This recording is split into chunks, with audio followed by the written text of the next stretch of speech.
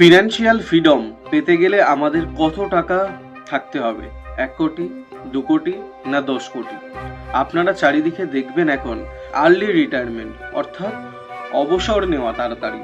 যেমন কেউ 25 বছরে নিচ্ছে আজকাল, কেউ 30 বছরে নিচ্ছে, আবার কেউ 45 বছরে গিয়েও নিচ্ছে।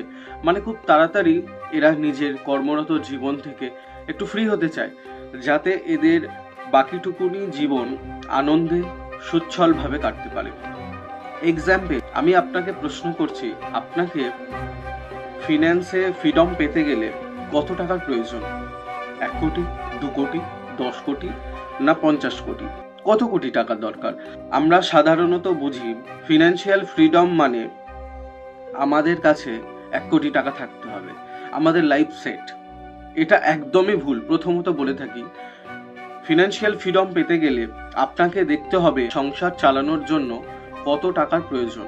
যেমন ধরে নিন আপনার ওয়াইফ রয়েছে, আপনার 2টি বাচ্চা রয়েছে, আপনার বাড়িতে electricity bill, ration, TV recharge, mobile recharge, আপনার ছেলে মেয়েদের স্কুল ফিস, টিউশন ফিস এবং বছরে একটা করে আউটিং, অর্থাৎ কেউ বছরে 2বার ঘুরতে যায়, আবারও কেউ 1বার ঘুরতে যায়। তাহলে এই সমস্ত এক্সপেন্স মিলিয়ে আপনার বছরে খরচ আসে 1 থেকে 1.5 লাখ টাকা, কারোরও আবার আসতে পারে 4 থেকে 5 লাখ টাকা।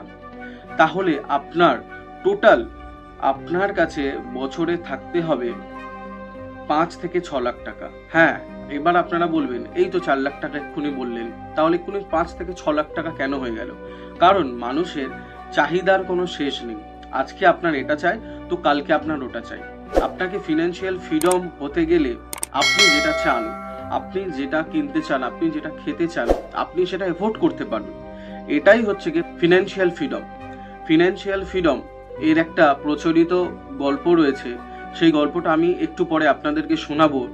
আপনাদের এই অবধি যদি আমার এই ভিডিওটা ভালো লাগে তবে লাইক করবেন, সাবস্ক্রাইব করবেন এবং শেয়ার করবেন। তাহলে আপনারা দেখবেন যে আপনাদের বছরে 1.5 লাখ টাকা কিংবা 4 থেকে 5 লাখ টাকার প্রয়োজন আছে, যার ফলে আপনারা ফিনান্সিয়ালি ফ্রিডম হতে পারবেন। এটাই হচ্ছে কি ফিনান্সিয়াল ফ্রিডমের মূল অর্থ।